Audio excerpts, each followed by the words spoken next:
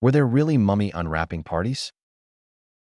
In the 19th century, a strange and creepy fashion emerged in Europe, the so-called mummy unwrapping parties. People from high society would gather in halls. Guests would come in expensive suits and evening dresses, and the main event would be the removal of bandages from a real Egyptian mummy. This was considered entertainment and at the same time a sign of initiation into the secrets of antiquity. The most famous organizer of such evenings was Thomas Joseph Pettigrew, whom his contemporaries nicknamed Mummy Pettigrew.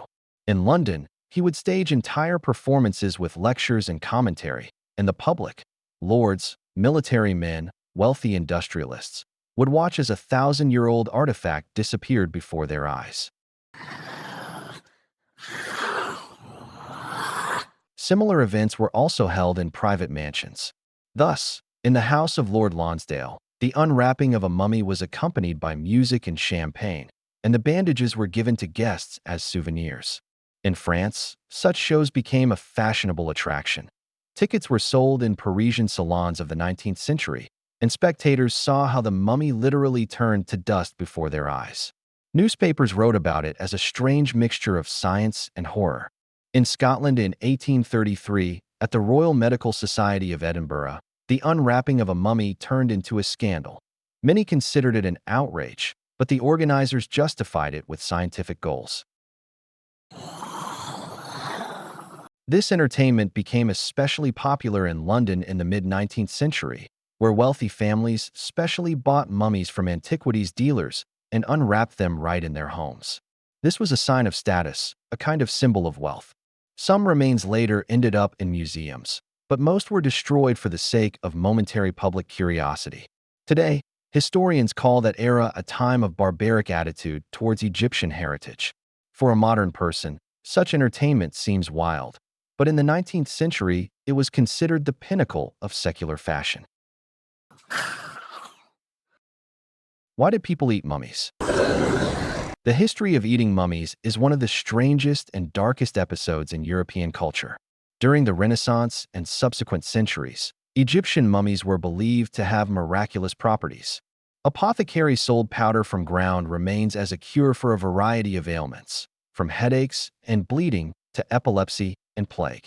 People believed that bodies preserved by resins and bitumen contained a special life force that could prolong health and life. This powder, called mumia, could be found in any self-respecting pharmacy in Europe in the 16th and 17th centuries. It was added to drinks, ointments, and even cosmetics. Not only commoners, but also kings used this remedy. The French monarch Francis I carried mummy powder with him and took it when he was ill.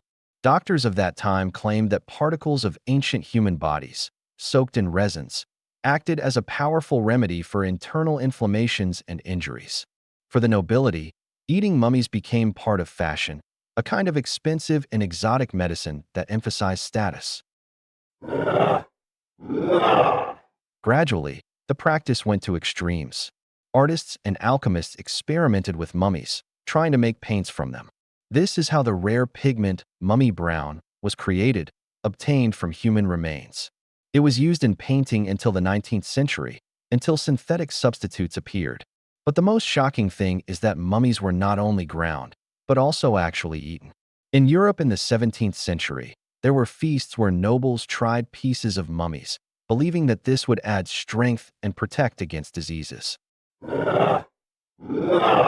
Today, this seems like wild blasphemy, but back then it was part of medical science.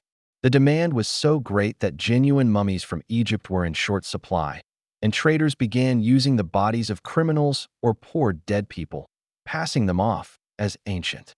Over the centuries, vast numbers of genuine artifacts were destroyed for the sake of misconceptions. It was not until the 19th century that medicine abandoned this practice, but the memory of it remains as one of the darkest paradoxes of European history.